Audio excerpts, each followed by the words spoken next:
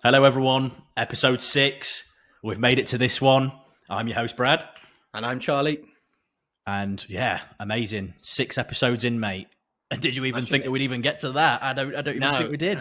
I'm surprised we even got through the first one with how we are. I know, and surprisingly, we haven't been cancelled, or we haven't had some liberals trying to shut us down yet. So, I think we're doing all right. There's still some time. Well, yeah. The more we put them out, you never know. We'll wait for your complaints. Well, that's it, mate. That's it. Yeah, we never know, do we? But no, episode 6, we're here. A lot of nice comments. Thank you for all of that. But yeah. Oh, mate, tell you what. Don't know what the weather is where you are. I am sat here sweating. We're on a heat wave. What are you saying over there? Probably raining. It's not the same. Mate, it's been raining. It is now a bit grey. It's not great. But I've still got a tan. That's it. You've still got the twat tan.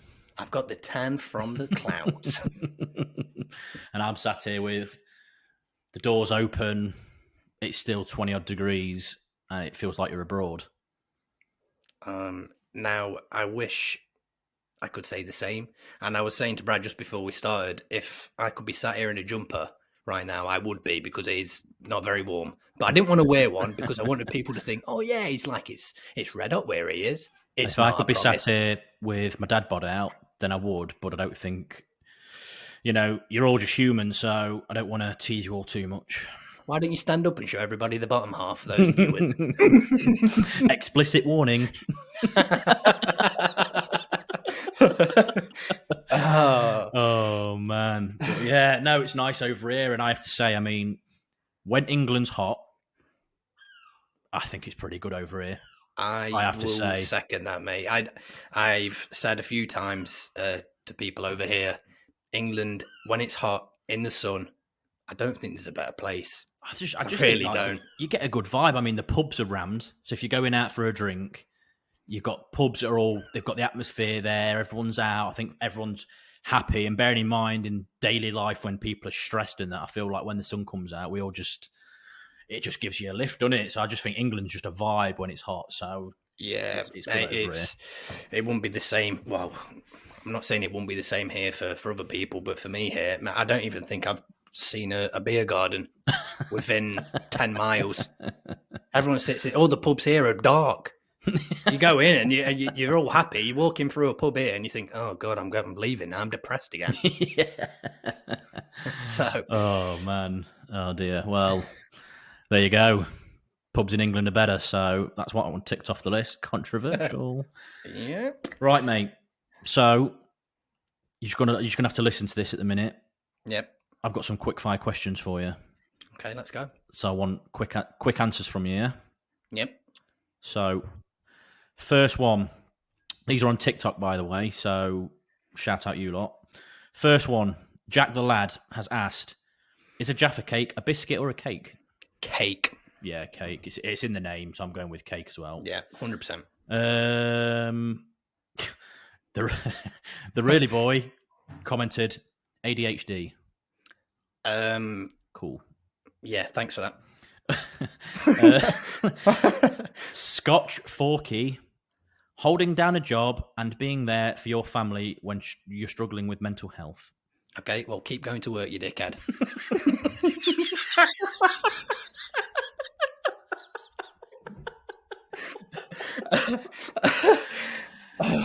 You heard it here first. And Lily put, "Let's go, broski." Yes, broski, let's go. You. Right, that was quick fire. So, yeah, I think you did all right there, mate. You answered quickly. Thanks, mate. Just to add into the mental health one, obviously, I was joking. If you are struggling in that situation, just seek help. That's the best advice we'll probably both give to you. Yeah, link back to episode 4 when we spoke about that sort of stuff, and we give advice on what we think you should do on that. So I'd say to you, what was its name again? Scotch Forky. Yeah, go and watch episode 4. That was the mental health one. We give some advice on what we should do on that. That more links into that episode, so we don't want to dive too deep into that. And the ADHD one, I don't know enough about it to comment anymore on that. So it's not something that we are going to speak on when neither of us have that or have really dealt with that. So we can't comment on that. So No. that was them. They were the quick fire ones. Okay. So we had another one. So the good one that we had is from Instagram. Yeah. And her name on Insta is Italian Weirdo, also known as Margarita to us because she went to our school. Yeah. So really good to hear from you. Shout out you. Really good question. Nice to see that, you're listening to the episodes because, again, it's a nice surprise to see different people that are listening in. So thank you for that. So really good question, this one. And I feel like I'll read the question out to you. And then I feel like we should digest this in parts because Okay, yeah, let's do it. I think there's a lot to it. So question is, family life, how the transitions felt from 0 to 1 kid to 1 to 2. Difficulties, things that can help others, and how you feel about being dads in general compared to your lives before. She then went on to say, keep going, lads. Been watching the podcast to help get through the nighttime cleanup after my little one has gone to bed. So the fact that, we're a bit motivational, having a laugh and whatnot to help you on that, amazing. So Yeah, love that. I think breaking it down. Okay. So for you, mate, transitioning. So from no kids to your firstborn, how is that for you going from being, a lad? Obviously, you was with your partner anyway, but how was that from having no one to rely on you child wise to then all of a sudden having one? It's a massive shock, first and foremost. So you have to grow up literally within the click of fingers, basically. And as we were younger, just before having kids, maybe we were probably a bit more free spirited, going out, doing whatever. But as soon as the child's born, it's the thought of this person relies on me now. I have to do everything for this person. And that is a massive, massive shock when you're not really used to doing it. You're only sort of looking after yourself. So I would say, the shock of having someone that's completely dependent on you and having to grow up so fast now, that's what I think. What about you? Yeah, I agree. I think there's a lot of excitement there. Because I think, I can't speak on everyone, but I think most people, when you are having a kid, if you're planning for it, you have that excitement because you can't wait to be a dad. And I've always wanted to be a dad. So I think a lot of excitement there, a lot of apprehension as well, because like you say, all of a sudden the pressure of a child's going to rely on you for just basically to be able to get through and survive. It's like, wow, a lot of responsibilities. And you think you get responsibilities when you get a job and all these other things. But yeah, when your child's born, I mean, it's an amazing, best feeling you're ever going to have. But yeah, a lot of responsibilities. And then I suppose you get used to that and the transition comes on and I think you naturally go into being a dad. But then for you, I suppose you then obviously went on having your first and being a dad. And then obviously after a bit of time, obviously you have your second. So did you feel differently? Was you more confident or was you more nervous? Was you more apprehension when your second child was born and you're going into this? I'd say for when the second one was born or coming up to being born, I was like completely relaxed. Yeah. Like, it was dead strange. I remember my partner messaged me. I was at work at the time, say 4:30 in the morning. She was like, "Oh, I'm going into labour now. Can you get back?" And I was like, "Yeah, let me just finish up and I'll be back when I can." It's like an hour drive to get home. And I was like, no problem. And it just felt like so much calmer. And you sort of, because you've had the one previous, you kind of know what you're doing. Yeah. But I felt far more confident with the second one.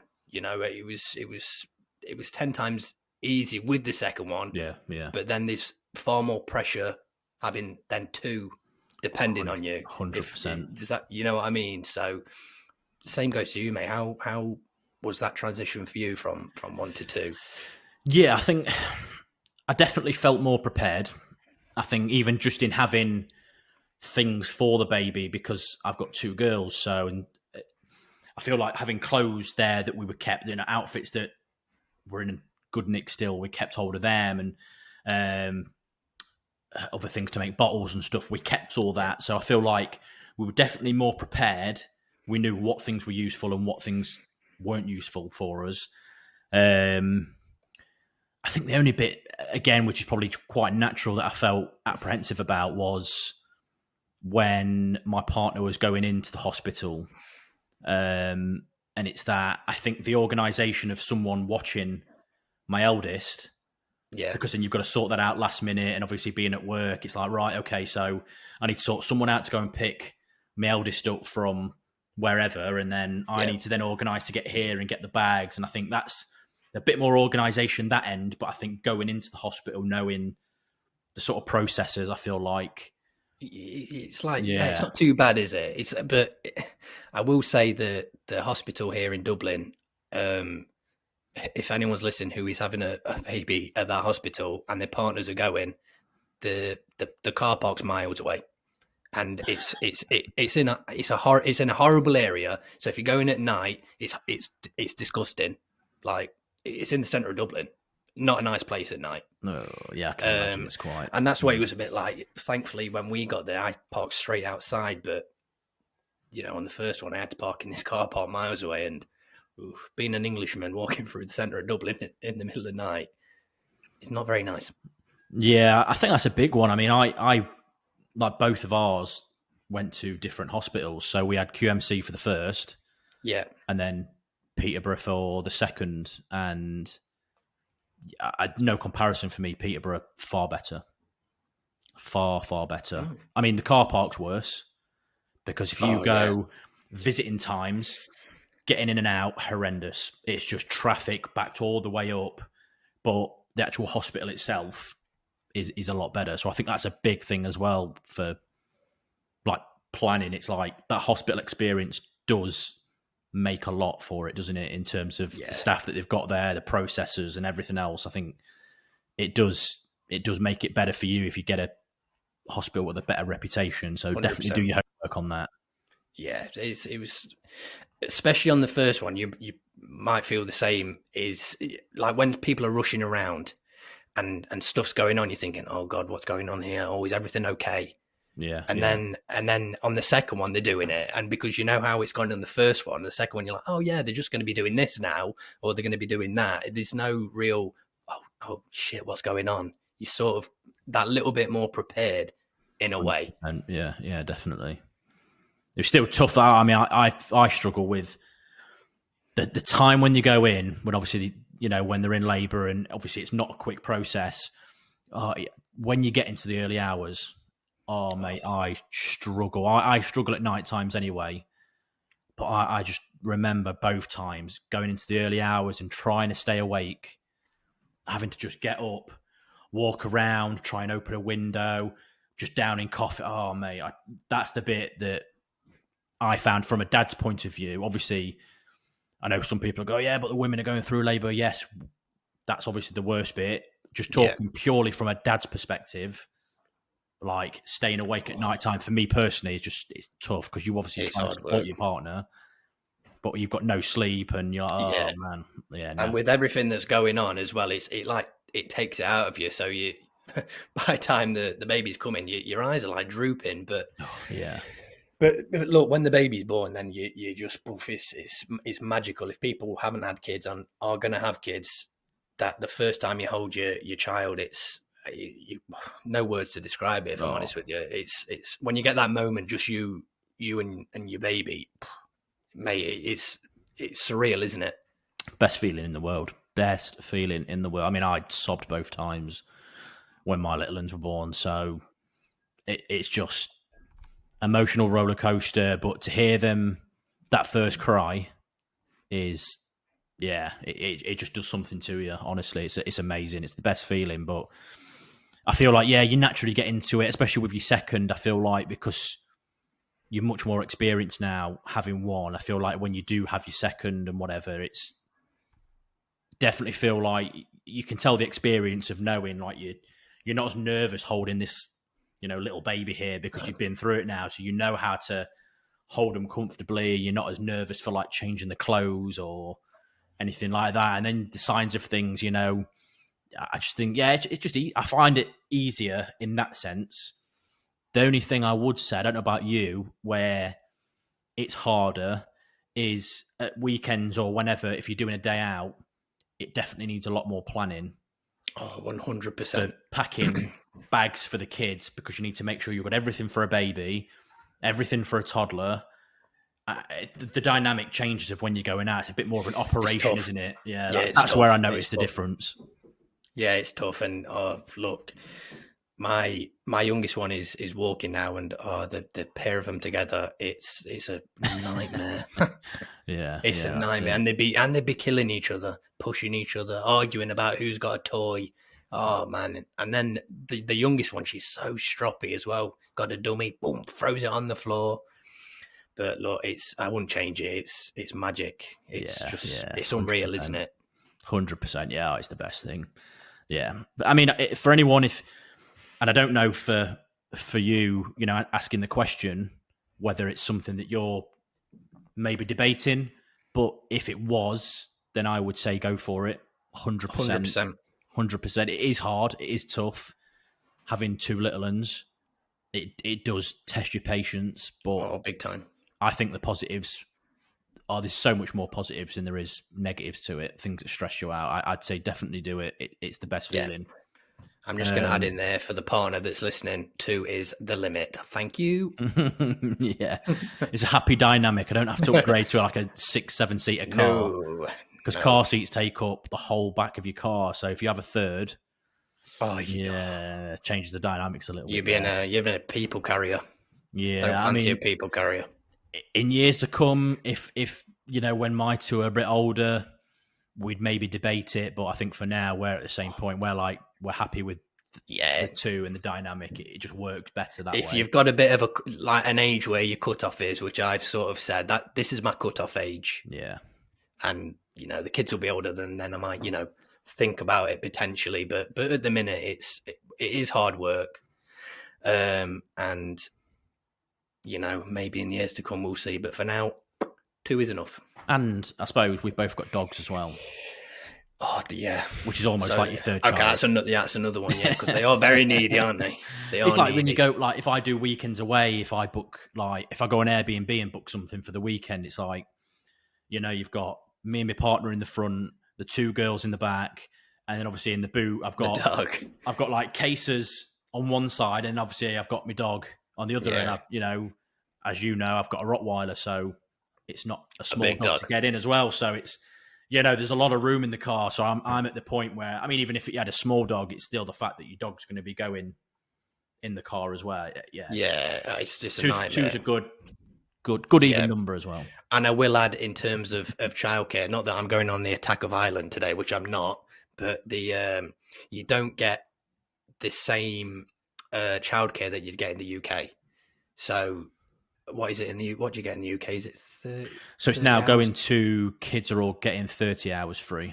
Okay, so you get the 30 hours free there. You get, what do you get here? 50 and not more, do you?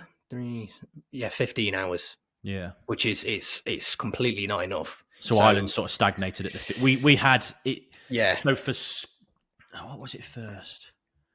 I can't remember if it was out there initially. I know when it got brought in for the firstborn, it was 15.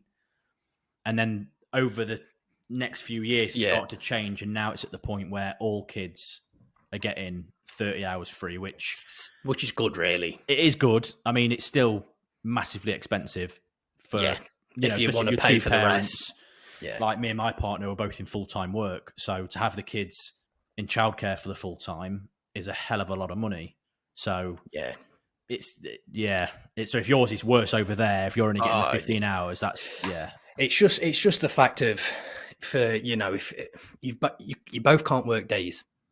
If you can't work days, it just doesn't work. One has to work nights, one has to work days. But if you work in a full night shift, your kids at nursery for 3 hours a day. Yeah, it's tough. Yeah, it's tough. There's a lot to think about on that, isn't there? Like I say, for you over there, obviously the dynamics of the shifts that you and your partner work, and then over here, me and mine both work day shifts, which means we have a big bill for the childcare. So, but obviously we get the 30 hours, so it knocks a bit off, but it's still, there is a lot more to it. I think when people are planning, it's still a lot of cost. Kids, it does add to the cost anyway. But yeah, when you're factoring in childcare, depending on whether you work or not, it's something definitely to think about as well, because you obviously want to spend your wages on days out and stuff like that. So fully on childcare, that's for it. a month. X amount of what it costs. You go into work to have your bulk payment for your rent or mortgage going out, and then another bulk payment for your childcare going out. It's quite disheartening when you're probably finding some people probably pay more for childcare than they would for a mortgage or rent, which is 100% mind blowing. Really, it's mind blowing. Yeah. There's a lot to it, but no, I think I think 1 to 2 is easier than 0 to 1. 100%. Yeah. So going into things that help. Well, things that helped that could help others. Oh, which I think we've already gone into that, haven't we, really? I would say that the best thing is if you've got like support around you, that's what you need. And if you've got support, from the kids' grandparents and friends, family, that's a massive, massive bonus for me personally, anyway. Yes, I mean, to play devil's advocate, I think not everybody's going to have that. Yeah. But what I would say to that is, because I'm in this scenario, as I've alluded to before, I don't have family on my side involved. But what I do is I use that as motivation to make sure that I probably overcompensate for that, to make sure that I'm the best dad I can possibly be, so that even though the kids won't know any different, I know who else could have been involved and what they could have been offering. But unfortunately, we're not all blessed with amazing families. Yeah. So I always make sure that I overcompensate so that the kids get everything they want. So if you are in that scenario, if you've got family involved, amazing, use it. If you haven't, 100%. Don't let it get you down about it. Just tell yourself, no, I'm going to be a good dad. I'm not going to let my family put me down on that. And trust me, it'll be a game changer for you. So that's what I would add in on that. 100%, yeah. You completely agree with you there, mate. Use it as a motivation to be the best dad you can be, and make brilliant words, because people probably need to hear that. And there's probably people that are thinking, oh, God. But yeah, exactly what Brad said. Follow that and you won't go far wrong. 100%. So I think we've touched on that. They're really the main things, I think, for helping others. And I suppose that a big one, I think, is how your lives are different now being dads than what they were, pre-children. I think they are completely different. Oh, 100. Well, for a start, I don't live in the country I lived in before I had kids. So that's my massive one. I just think, for myself, and probably you as well, the freedom before. We had so much freedom before. You could stay up till whatever time you wanted to. You could go out here, do what you didn't have to think about the kids, basically. And I don't think we've said on this, but me and Brad used to live together for a couple of years, didn't we? So we'd be gaming literally all night, pretty much all night, literally. And we were only saying, weren't we? So there's where our rooms were. We had like a mirror in the middle, like the hallway, but it wasn't a hallway, like the top of the stairs, wasn't it? Yeah.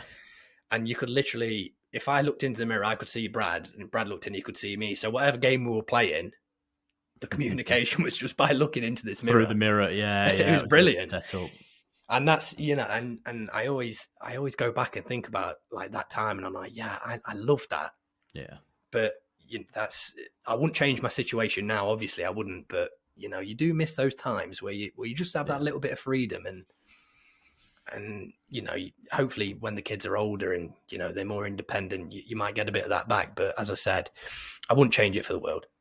Yeah, and I think that's a good point to make. I think when your kids are older and they're doing their own thing, then you'll go back to being able to go out, and you're not having to plan it with the kids because they're older. They might have flown the nest. They're doing their own thing. We can have our freedoms back later on. I think it's almost like, your dynamic changes where you're living your life through your kids now, so you enjoy how that is, why they're young and loving and whatever, and then it sort of does full circle, doesn't it? They grow older, do their own thing, and then you sort of go back to not as you were when pre-kids, but in terms of if you want to game a bit more, you probably just can. Got a bit more freedom, haven't you? 100%. But yeah, I think that's a big one is gaming. I think maybe going slightly before when I was a bit younger, you'd say like going out on weekends, drinking.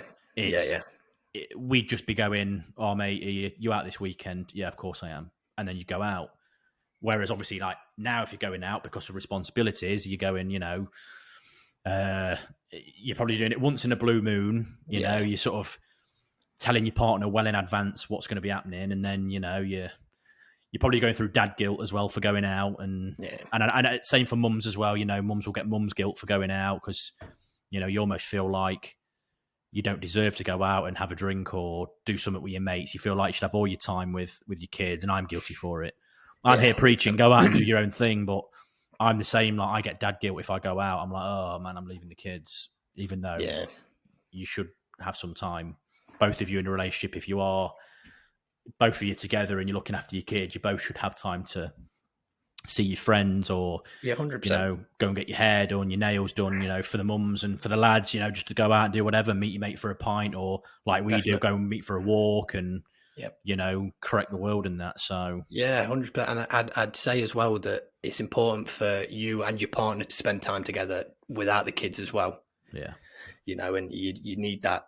It just keeps things nice, doesn't it? And you probably don't, if you're out having a drink with your partner now, you probably speak about things you wouldn't speak about at home when the kids are there. 100%, yeah. So it's just like it's like refreshing your relationship when you get time alone, and it's important to do that. If you're cooped up with the kids 24/7, you get no break from them. It's tough, and you find yourself having little arguments and fallouts about the kids. So 100%, and I think sometimes. Again, with that, I mean, not everybody's families maybe are the best at helping out in that sense. So I would say, even though it's tough maybe after work, once you've put the kids to bed, even if you're just giving yourself that little bit of time in the evening downstairs together to put your phones down, have a conversation or, have the conversation, then put some on telly together and have a little cuddle on the sofa and stuff. Even if it's that, because we all know, you might not have, even if certain people's family is involved, they might not, really offer to help or be there to have the kids. So that's another option for people to do as well, is just make some time for each other, because that's important. Oh, well, yeah, definitely, mate. It's, as you said, families aren't perfect, are they? So no. In an ideal world, we'd be, you have the kids, boom, off we go for a week's holiday or whatever. But, it doesn't work like that. But as Brad alluded to there, put the kids to bed, have a conversation, stick some on the telly. That's your time, and that's important. Really, really important. There's always a way, I think, to do things, and people will have all their different scenarios, and people say, what about this? What about that? I think there is a way. It's not always the best. It's not always an ideal scenario, but there is always a way for people to discuss things and get around it. So, like you say, just if you are with your partner and you don't have people that can watch the kids or anything, just make some time for each other in the evenings or whenever you can. Have some conversations and just sort of get back to, how you were, before your kids, when you could sit together, talk and do stuff. So I think that's important. Definitely, mate. It just goes back to the importance of speaking, doesn't it? Really, 100%. Because as we've probably said, I don't want to go into it too much, but if you're bottling it up, it's just going to get to a point where you're just going to blow up. Yeah. Whether that's 100%. Something, so a minor little thing. If you just, when you get that 10 minutes to speak to your partner, speak about it. Clear the air, do whatever, and that's it. If you need to have a moan about something at work or a moan about a family member or whatever, then that's the opportunity to do it. Just vent it out a bit. That's the best way to do it. Even it's needed, mate, isn't it? 100%. It's needed.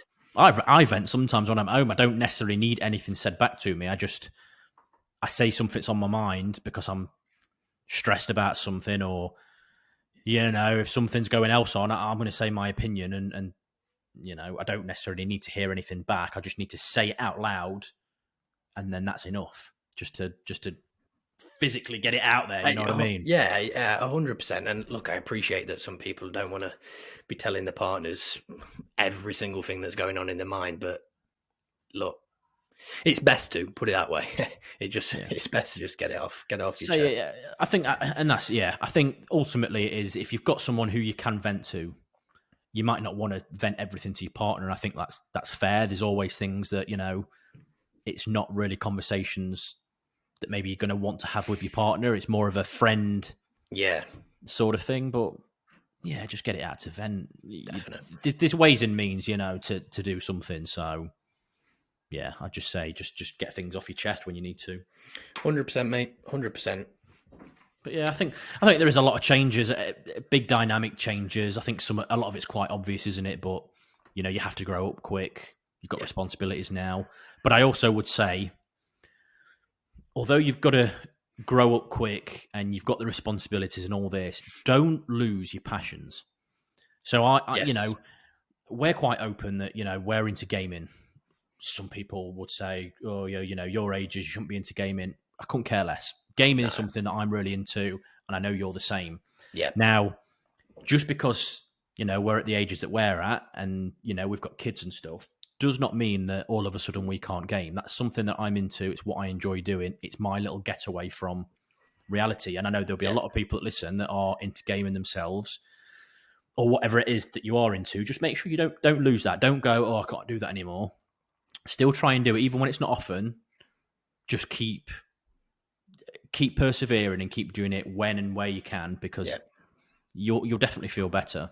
It's that little break you need, isn't it? As you said, it's your like escape from reality, and like the few hours that me and you would play it on a Friday or Saturday night, you mind's gone completely about what's going on at home, anywhere else. Mate, we have a right laugh, and we don't speak about anything really outside of playing on the Xbox.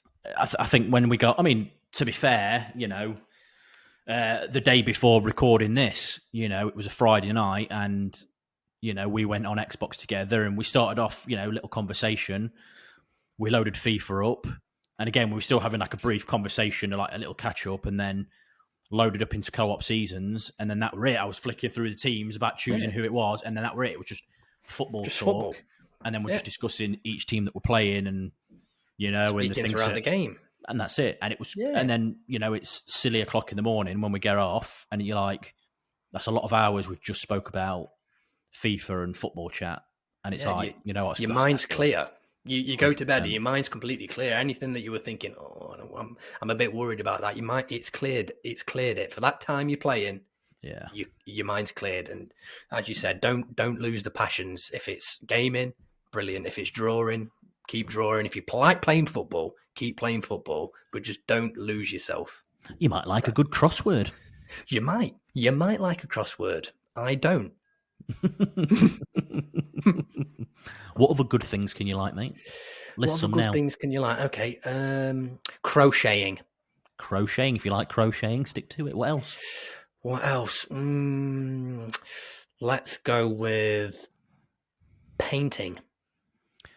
Yeah, that's another good one. I feel like you're not being that inclusive in this day and age, so you need to say that on a weekend you can dress up as a female.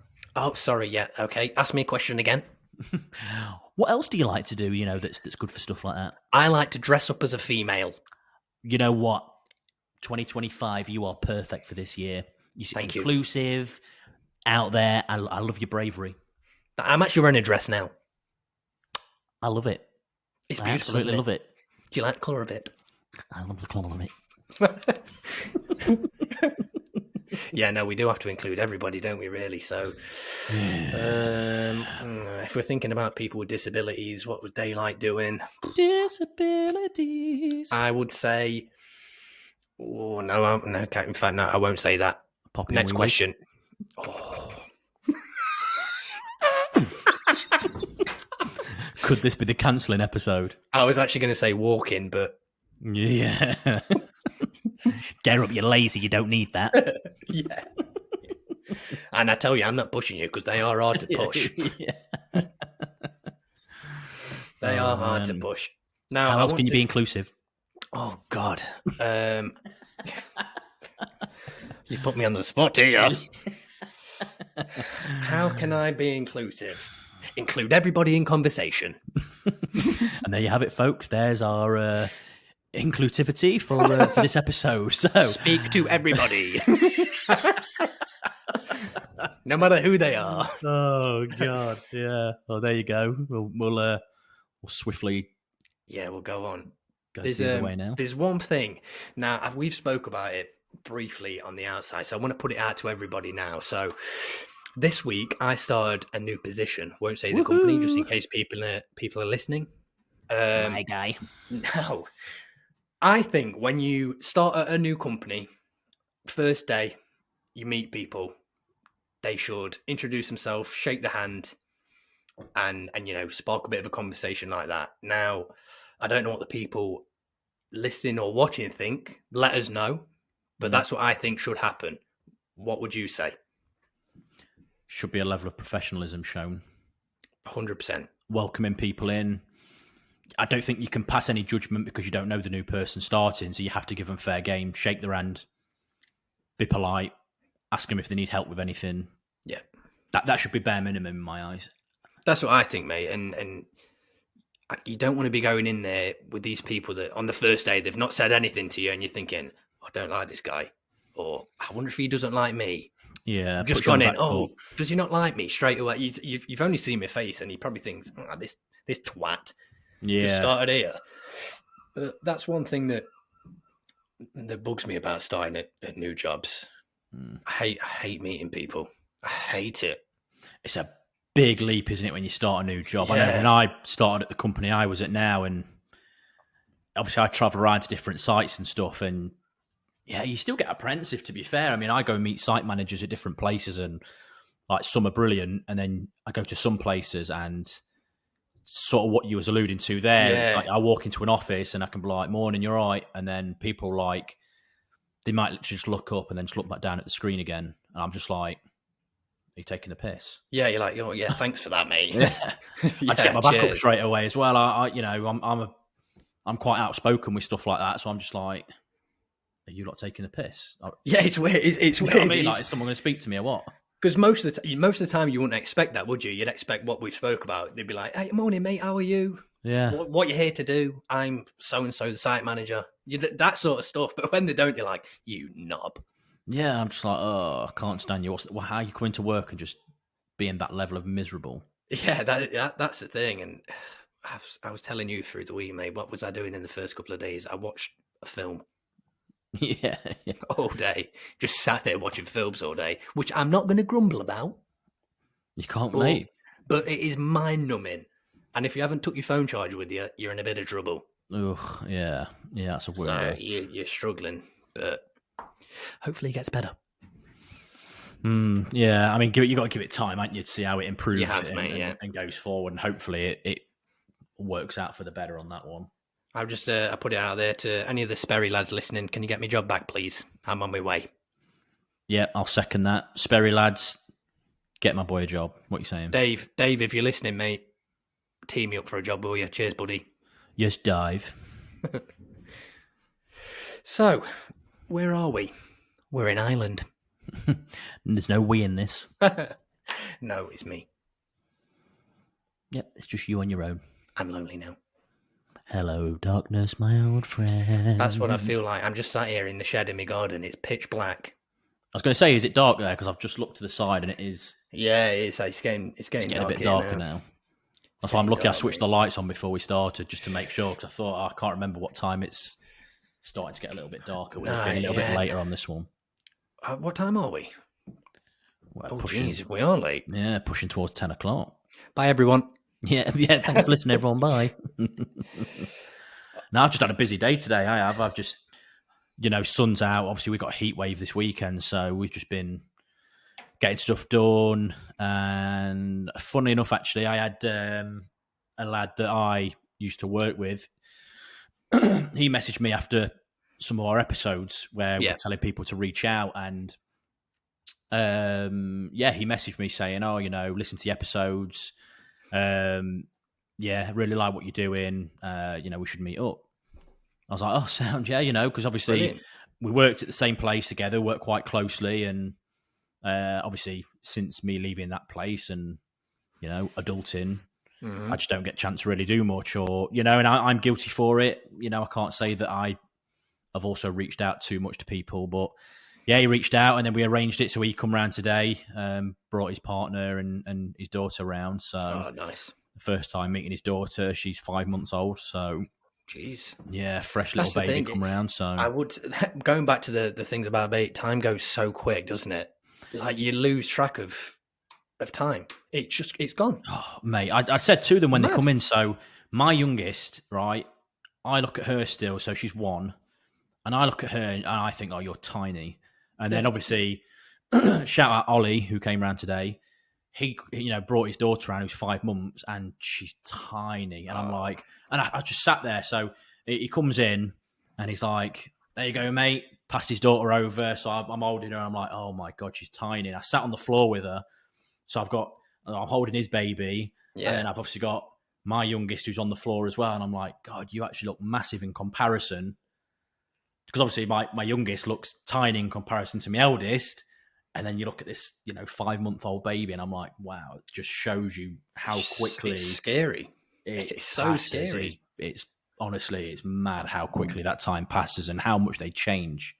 You know what I mean? From being little potatoes that don't do anything apart from feed, where I think that's the hard bit for dads. Yes. Because you don't necessarily get the connection there, to then they start reacting to you, giving you little smiles and that sort of stuff. And then the next, they're crawling around. And then the next point, they're running around, talking, being cheeky, and you can actually that's where I feel like the bond really comes from. You got that. You can have a real conversation with them, and I love that. I love being I mean, don't get me wrong. Sometimes the conversation's absolute trash about nothing, but it's just the conversation you can have. It's brilliant.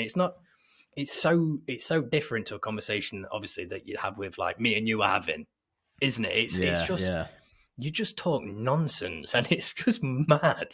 Some of the stuff they say, it's just mad. It is. Oh, I love it. So do I. But now I'll go back to do you know when you're at school and you're like, oh my God, time goes so slow. Like, do not wish that time away. Do not, because when you've left school, mate, how quick does it go? It's funny, isn't it? Like you say, I remember thinking, like being at school and thinking, God, why do school just feels like it just goes on and on and on. And then you're right. Once you leave, you go, wow, that was quick. And now I'm thinking, times where we were going out in town for the first time when we were turning 18. I'm like, that still feels like yesterday. Yeah. And it's scary. It's like, what, 12 years ago? Yeah, that's mad. The thing. And it doesn't slow down either. Like, before you blink, the year's gone. Like, what? We're nearly midway through the year. Like, it just disappears. Like, what? It's madness. And again, going back to the dad thing as well, and with time going quick, I remember when I was 18 and living at home still, my dad would always be to me, oh, let's go out for a pint. And I'd be like, nah, not tonight. And now, if you ask me, I'm like, yeah, let's go. And what I would say is those times when a parent, grandparent, close friend would say, let's go out for a pint. Do it, because you will regret not doing it. 100%. I was going to link in with that with, your dad asking for you to go to the pub, and I'm just going to put it out there, I would probably tag along on that as well. Yeah. But I even think back to, for my position as somebody with the parents not necessarily there, how many times realistically could me and you have gone to the pub just to get out of the way? And we didn't for. I don't know for what reasons, but I even think back now and I'm like, God, especially when we live around the corner from each other. Yeah, we could have gone out all the time. After work. Yeah, thinking back to it now, we could have just gone, mate, let's just go to the pub, just have a pint. Yeah. Just to get away, get out. But yeah, that's one thing I'd say, because time goes so quick. Don't regret not doing things. Yeah. because you never know what's going to happen. That's what I'm trying to get to. Do everything obviously within reason that's asked. Them days where you sat at home where you're like, I can't be asked to do anything. If your mate or someone else, whoever it is, says, "Oh, do you fancy a drink?" Just go and do it. Trust me, go and do it. I had plenty of days where I'm like, I can't be asked to move today, so I'm just gonna stay in bed and play my Xbox, whatever. No, get up, get some clothes on, get ready, get out, and go and do something. Trust me, because it's quite a scary time, really, isn't it? I mean, I was thinking the other day, obviously my youngest has just turned 1, and then, my eldest is going to be 4 soon.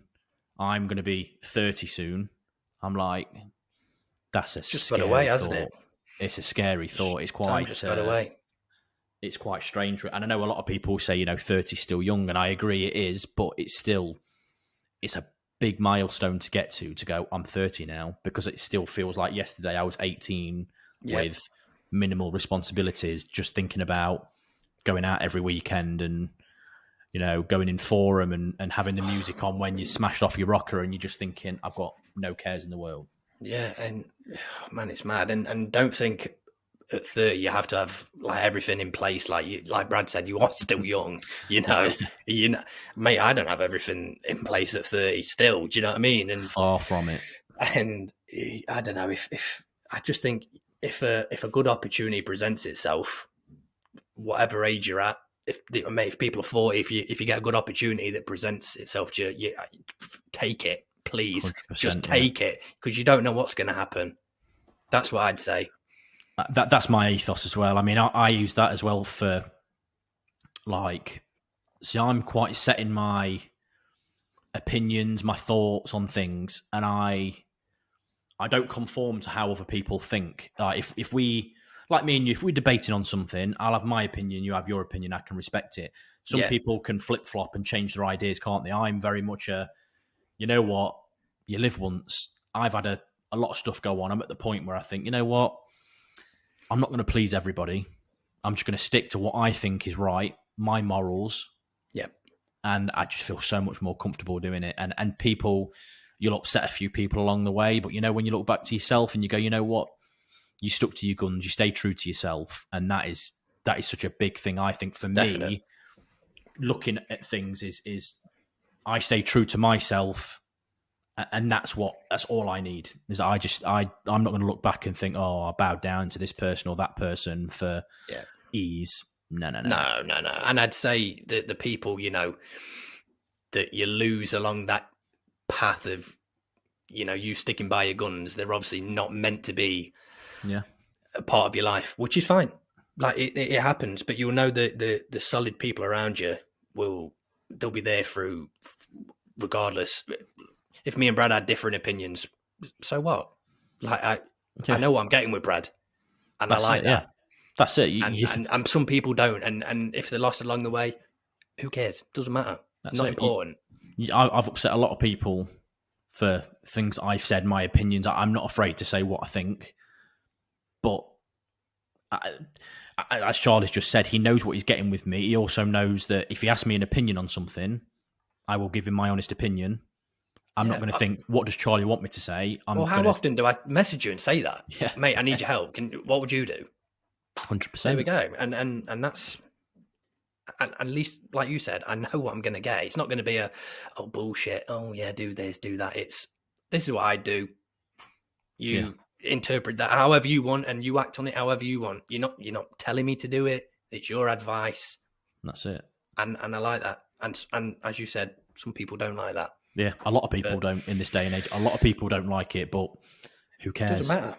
I don't care about it anymore. No. I'm at the point I do not care if I've, some people can say things or act a certain way and they don't think that people will stand up for themselves or go against their ideas or anything.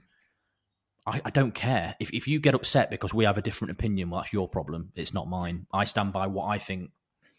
I've upset a few people along the way on that. I couldn't care less. It's your problem. If you're upset by it, that's on you. 100%, mate. And I would say it's more like the older generation that don't like being told the truth or being put in their place if you're at work, example, your manager is probably double your age, and you don't like what he said, you challenge it, and they don't like it.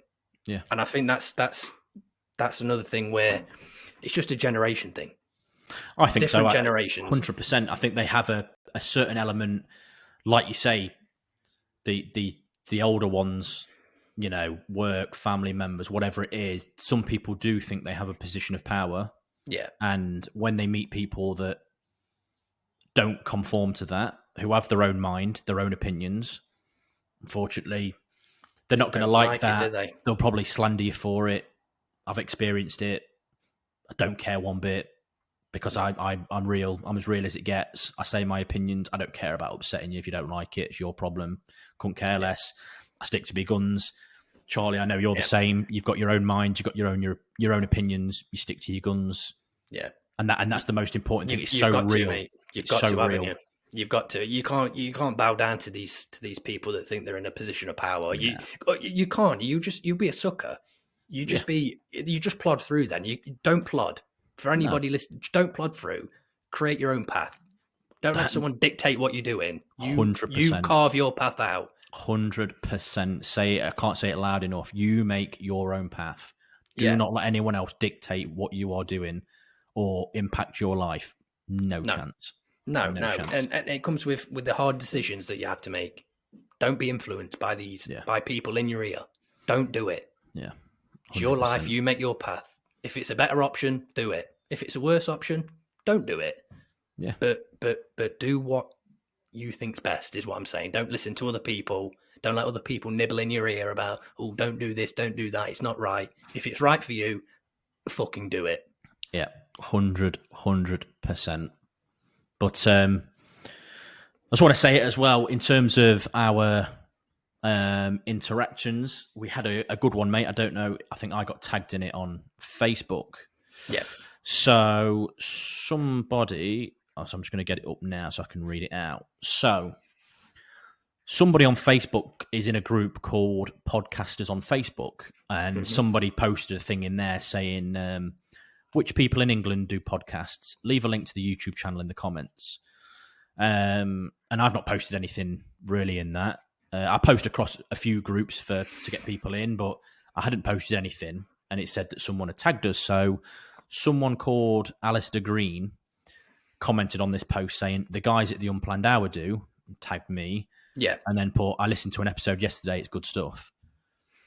I just want to say, stuff like that is starting to come in. We love that. Completely off the cuff. Someone commenting that they're listening and it's a good one and recommend it to other people. We've had a few things like that. We've had a few comments on YouTube of people tuning in and saying it's they're enjoying the content and stuff. So love that. Amazing. Yeah, I love it. I just love it. My dad was in the pub last week with one of his mates, and he was saying, "Oh yeah, listen to this podcast." So Mark, if you're listening and you're driving your truck, shout out to you, mate. Shout out, Mark. Yeah, cheers for listening. Yeah, and also with this, I've so I get quite a lot of messages through TikTok and whatnot from people who just saying hello or whatever. And I've had a few people. So we've obviously talked about people reaching out, and I've had messages from people. And I had one the other day from someone who, last time me and this person spoke, we were not really on good terms for various reasons that, don't need to be mentioned. But they were listening to the podcast, sent me a really nice message. They apologized for how they were back then. I said, you've got nothing to be sorry for. Things happen. Yeah. I'm just glad that, you've reached out, and we had a big conversation. It was really nice, and it makes the whole point of this worth it, people to reach 100%. Out and receive them lovely messages from people and comments. Honestly, to that person that messaged, again, thank you to you, and thank you to everybody else who's getting involved. It's literally what we are pushing for. It's the whole point of it. It is, mate. It is. Having a laugh, but bringing a message, combining the two, it's been fantastic. It really has. It has. I want to do another shout actually to a lad called George. Now, I first spoke to George on a mental health group. So there is stuff out there. It's on Facebook, and George is a great guy. He's a great guy, and I know he's had some struggles himself, but my God, what a fantastic bloke. So, George, if you're listening, mate, thank you. And you're a fantastic, fantastic bloke. Shout out you, George. Yeah, top man. Thanks for listening. No, it's good. It's good. Yeah. I've just been so surprised. It just keeps growing. And the more that you're supporting us and listening, the more that we're going to just really keep motivated to doing it. So, Yeah, again, we'll put the message out and I'll keep putting clips on and we'll keep posting it on there. You know, keep coming with your questions. It gives some really good talking points, links us in for other stories, and yeah, it's just really good. So yeah, we'll keep it coming. We'll keep asking for stuff and definitely. And we'll keep it going. But yeah, episode 6, guys, we're at the back end now. So yeah, we keep pushing. I'm still. I think it's mad that we've done 6 episodes. Mate, same here. And you know what? With each, like you were saying, the motivation that's what keeps us going. Messages and questions. Mate, I love having the questions. I love the questions. Please send questions in. We love them. That's it. We'll keep the sarcasm coming on your questions, and Yeah, we'll give you an answer, but we will keep it going. We'll have a laugh and twist it. But yeah, no, episode 6 for this one. We're just buzzing. So thank you for that. But yeah, thank you. Yeah, that's the end, everyone. Thank you again for listening. We'll see you on the next one, and we'll interact you out, through the week on the in between. So I've been your host, Brad, and we'll see you on the next one, guys. Thank you very much. Cheers.